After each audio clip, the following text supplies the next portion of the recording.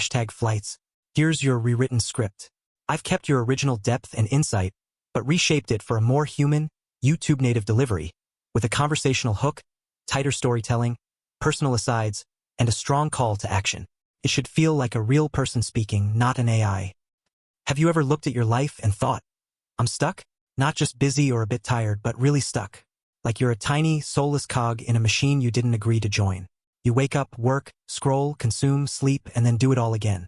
And somewhere underneath it all, there's this faint, desperate voice whispering, I need to escape.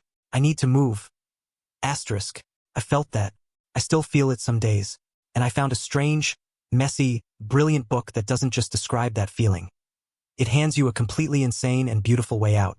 It's called Flights by Olga Tokarczuk. It won the Nobel Prize, yes, but that's not why I'm talking about it. I'm talking about it because it introduced me to a forgotten Greek god named Kairos, the patron saint of people who refuse to be trapped. And honestly, I think we all need him right now. So today, I want to walk you through this book not like a lecture, but like a friend handing you a secret map. It's a map of the body, of travel, of pain, and of a very particular kind of freedom. Introducing the Constellation. First, you need to know, Flights is not a normal novel. Tokarczuk calls it a constellation novel. There are 116 fragments, short stories, essays, letters, weird little observations. You don't read it in a straight line. You float through it, and that form is the message. She's rejecting order, hierarchy, the whole idea that a book has to have a single path. So bear with me. I'm going to guide you through two big themes by telling you just a few of these fragments. I promise they'll stay with you. Part 1. The body is mysterious and sacred. The first theme lives inside the human body, and it's told through a real historical figure that Tokarczuk turns into something much stranger. His name was Philip Verheyen, 17th century, Flanders. He was a theology student, and one day he scratched his leg on a rusty nail. The wound got infected. They had to amputate his leg below the knee. Now, here's where my jaw dropped. Verheyen asked the surgeon if he could keep his amputated leg. At the time, Christians believed your body had to be whole for the resurrection. So he preserved it in a jar, planning to be buried with it later. He kept his own leg like a specimen. Then, something happened that science still can't fully explain. His missing leg started to hurt. Not the stump. The leg in the jar. A deep, aching, everyday pain. He was the first person to name it phantom limb pain. And it slowly drove him crazy. Because here was a man who would go on to become one of the great anatomists. He spent his life dissecting bodies, making the most precise drawings of muscles and nerves ever seen. And his own body looked back at him and said, you don't understand me. You never will. He died with that secret. His preserved leg was forgotten, never buried with him. And honestly, reading this fragment, I felt a weird chill of recognition. How many invisible pains do I carry that no amount of rational thinking can touch? Old sadnesses, anxieties, things I can't explain? Maybe the body is always more mysterious than we want to admit. Tokarczuk takes this further. There's another fragment, a set of desperate letters. Emperor Francis, I had a cabinet of curiosities full of monsters. And in that cabinet, he displayed the body of a black man. This man had been a loyal minister when he was alive, respected. But after his death, the emperor had him gutted, stuffed with hay, and put on display like an object. The man's daughter, Josephine, wrote letter after letter begging for her father's body so he could be buried with dignity. The emperor ignored every single one. And in those letters, you can hear Josephine's grief harden into something fierce and clear. Real power, the rawest power, is not over our souls. It's over our bodies. The emperor decides whose body is a person and whose is a specimen. Who can move and who must be fixed in place. That hit me hard. It made me think about how often our bodies are labeled, judged, controlled by systems, by gazes, by rules we never chose. And Tokarczuk, through all these scattered fragments, is saying, no. The body is sacred. Every single one. No hierarchy. No binary. Just mystery. Part 2, movement is sacred. Now the second theme. If the body is sacred, then what do we do with it? The answer this book gives sounds almost too simple. Move. Movement, real, physical, restless movement is sacred. And to show us that, Tokarczuk gives us two stories that feel like punches to the stomach. First, Kunitsky. He's on holiday with his wife and young son on a Croatian island. One moment they're together, the next they've vanished. Police search everywhere. Nothing. Days pass. Then suddenly, his wife and son reappear, completely fine. No explanation. They go home. Life goes on.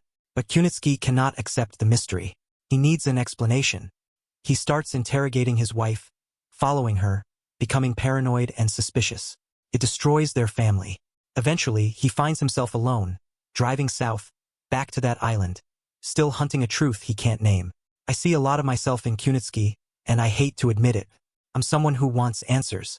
I want causes and reasons. But this book asks a terrifying question. What if some things are not puzzles to be solved? What if the only way to stay sane is to learn to live inside the mystery? And then there's Anushka. Her story broke me a little. She's from Ukraine, bright future ahead of her. But she marries too young, has a child born with an incurable illness that causes constant pain. Her husband is useless, cold, often just disappears. She gives everything to care for that child, and her life becomes an endless corridor of suffering. She prays desperately in the cathedral every week, begging for relief, until one day she looks at the face of God and sees not a savior, but a melancholy, drowning man. A thought hits her like a wave. Asterisk, God is dead. He won't save anyone. Asterisk, so she walks out.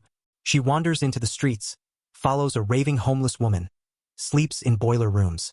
She becomes a runaway. And here's the thing that messed with my head. In that absolute rock-bottom chaos, she feels something she's never felt before. Freedom. She sees the suffering of the whole world on the streets, and instead of crushing her, it connects her. She's no longer alone. One day, she sees a girl whipping a horse, and she rushes forward, hugs the horse's neck, and screams, "Don't bully it!" It's a direct echo of Nietzsche, who famously broke down hugging a whipped horse in Turin, the moment his mind collapsed. But here, for Anushka, it's not madness. It's the first sane act of her life. The homeless woman she followed, the one who seemed crazy, later gets arrested. And before she's taken away, she says something that becomes the heartbeat of the whole book. She says the real God has been exiled, and the devil rules the world. But the devil has one weakness. He can't control things that are moving. Everything stationary, frozen, passive, lazy, that's his domain. Countries, churches, governments, fixed identities, every soulless cog in the machine. That's why tyrants hate nomads, why they force people to settle down. Because if you keep moving, you slip through the devil's fingers. The moving body is sacred. The free spirit is sacred.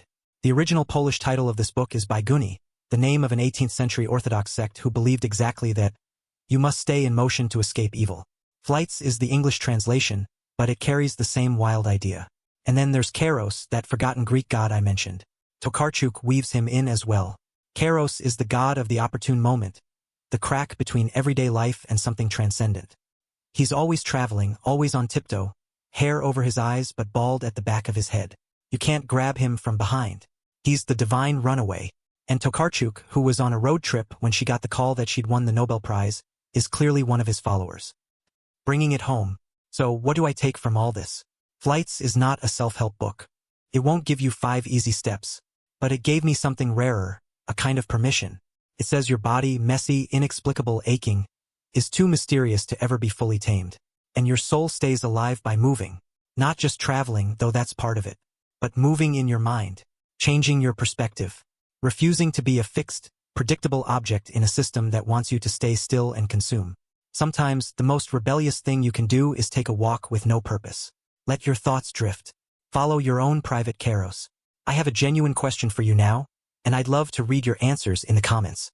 Have you ever taken a trip, or even just a long, aimless walk, that felt like an act of rebellion against the routine of your life?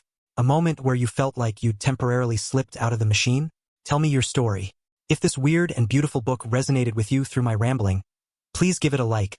Subscribe if you want more deep dives like this. I'll see you on the next flight.